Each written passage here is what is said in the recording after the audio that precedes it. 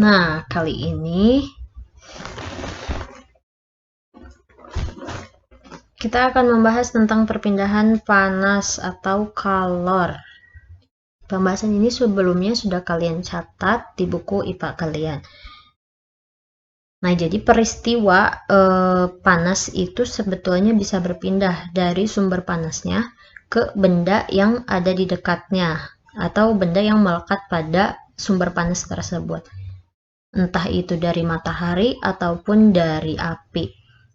Nah, bisa kalian perhatikan di paragraf kedua. Letak matahari dari planet kita ini sangat jauh, yaitu sekitar 152.100.000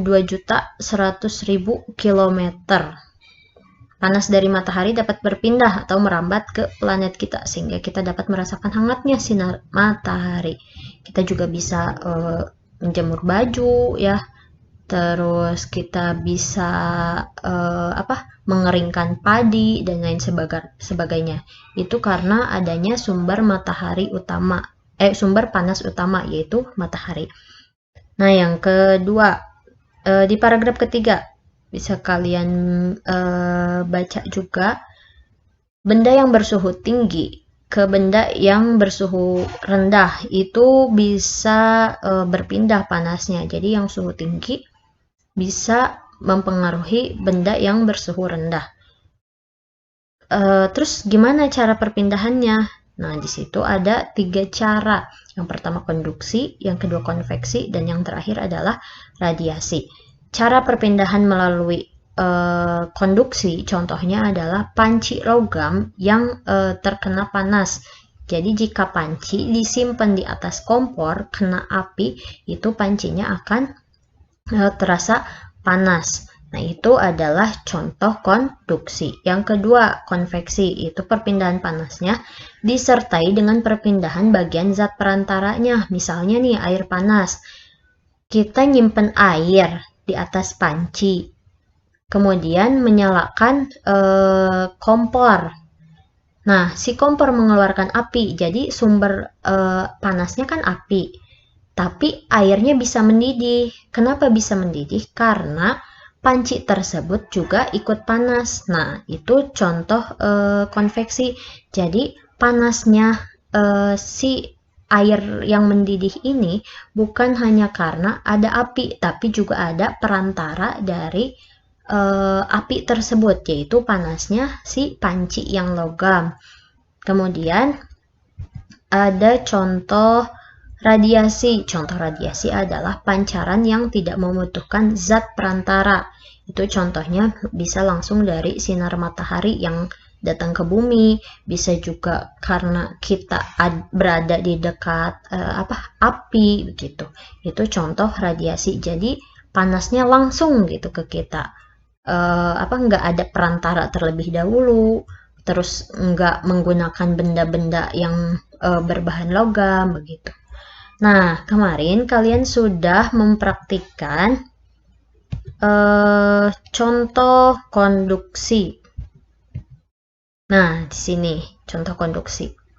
Jadi, perpindahan secara konduksi ini bisa dicontohkan dari apa yang telah kalian praktikkan kemarin.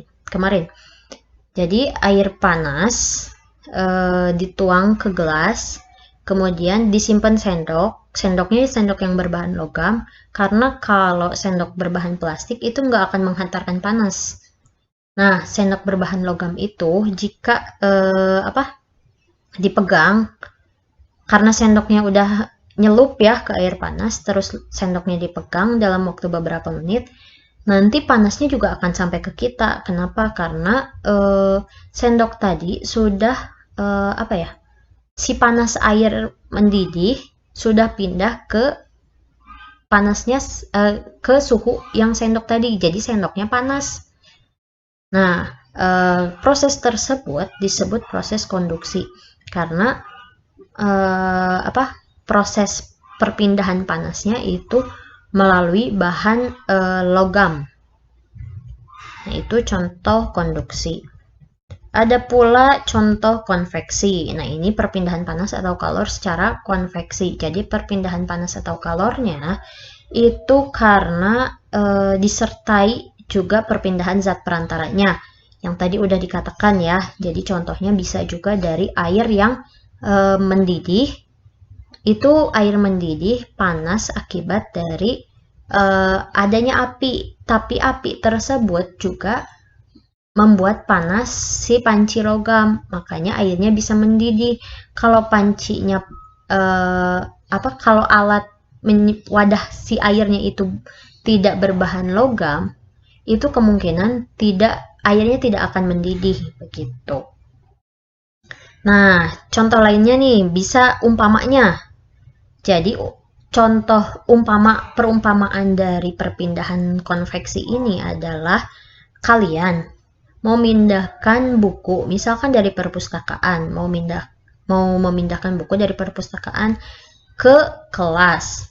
Terus yang pindah bukunya sendiri atau kalian juga pindah? Kan tentu ikutan pindah ya, karena kita yang mengambil buku tersebut, enggak bukunya aku mau mindahin buku nih gitu dari perpustakaan, terus bukunya pindah sendiri gitu kan, enggak. Jadi kita yang mau memindahkan buku pun ikut berpindah tempat. Nah, seperti itu juga proses konveksi. Jadi panas dari api nggak bisa tiba-tiba pindah ke air yang suhunya normal gitu, suhunya rendah. Masa tiba-tiba panas sih airnya? Nah, makanya si api ini memanaskan si pancinya terlebih dahulu. Kalau pancinya udah panas, nanti airnya pun bisa panas. Nah, nanti sampai mendidih. Selain contoh air panas, air mendidih, ini juga ada contoh angin darat dan angin laut. Nah, bisa kalian perhatikan pada gambar yang tertera di sini ya. Yang pertama itu gambar yang ada bulan, berarti itu gambar matahari. Gambar malam hari, kemudian ada gambar mataharinya di situ, berarti gambar di siang hari. Pembahasannya di sini bisa kalian baca di paragraf terakhir halaman 80. Perpindahan kalor secara konveksi juga mengakibatkan terjadinya angin darat dan angin laut. Angin darat itu terjadinya di malam hari. Jadi anginnya akan menuju ke laut gitu, makanya disebut angin darat.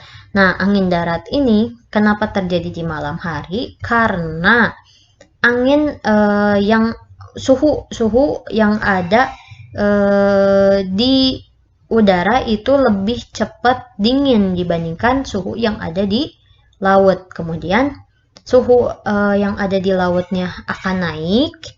Nah, si suhu yang ada di darat akan menggantikan posisi yang ada suhu yang ada di laut. Makanya para nelayan pergi berlayar itu pada malam hari karena nggak panas. Jadi suhu yang ada di daratnya udah mengganti suhu panas yang ada di laut. Jadi udah udah ke atas gitu. Nah, sebaliknya. Nah, bisa kalian lihat ya.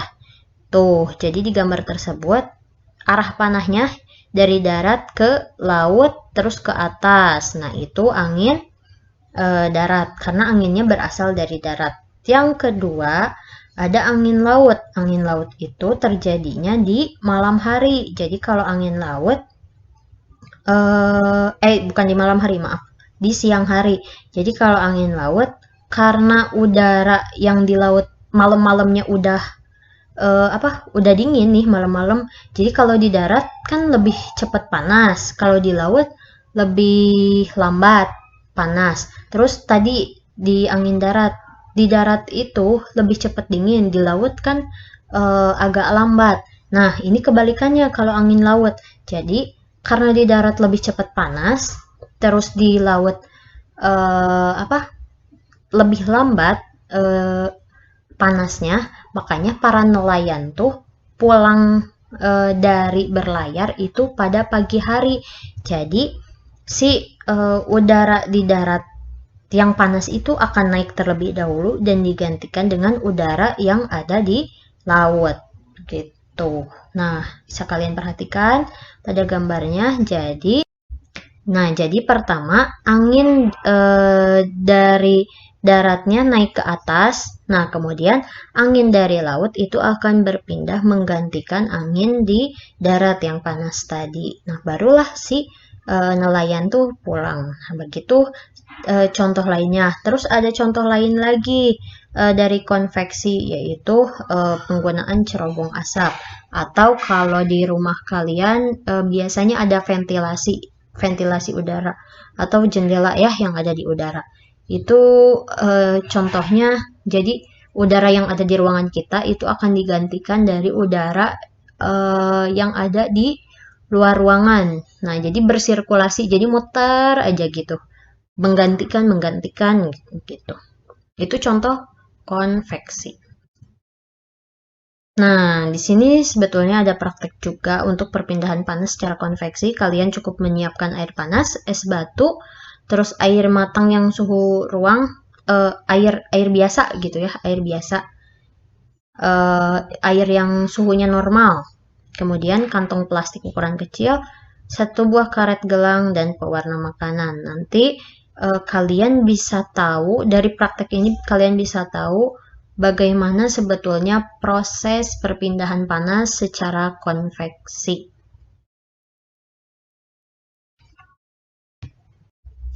Nah, ini yang terakhir, perpindahan kalor secara radiasi. Sebelumnya perpindahan kalor secara konduksi dan konveksi, dan ini yang terakhir adalah secara radiasi.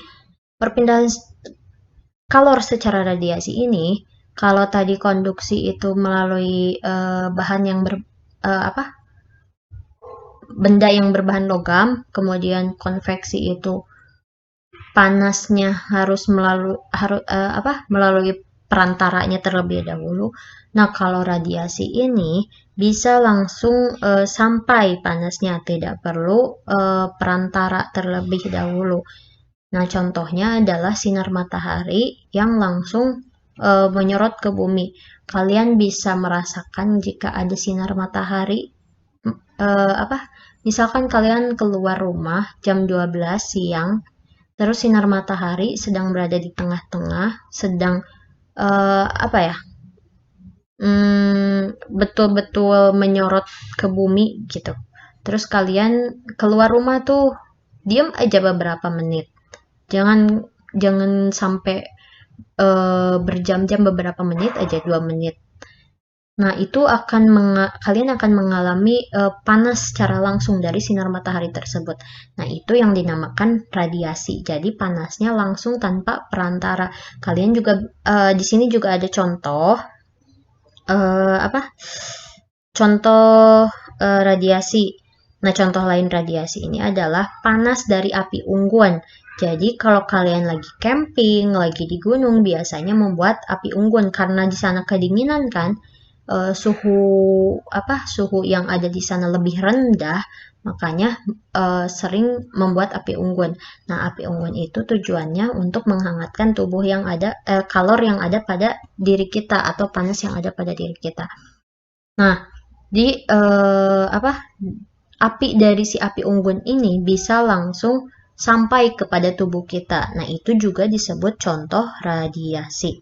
Nah, selain ini, di sini ada dikatakan bahwa ketika kamu keluar rumah pada siang hari dengan terik matahari gitu, terus menggunakan baju hitam, badanmu akan terasa panas. Kenapa bisa begitu? Karena warna hitam merupakan penyerap kalor radiasi yang paling baik. Jadi warna hitam bisa lebih cepat buat nyerap panas gitu. Nah, kemudian sebaliknya, kalau misalkan di malam hari kalian pakai baju hitam, itu justru akan lebih ngerasa dingin. Kalau siang lebih cepat panas, lebih ngerasa panas, kalau malam kalian akan lebih ngerasa dingin. Kenapa? Karena pakaian yang berwarna hitam itu menyerap kalor yang dikeluarkan tubuh. Jadi gitu. Kalau pakai baju hitam, siang-siang lebih panas, kalau malam lebih dingin begitu. Nah, ini sebagian contoh dari perpindahan panas, baik itu konduksi, konveksi, dan radiasi. Terima kasih atas perhatiannya ya.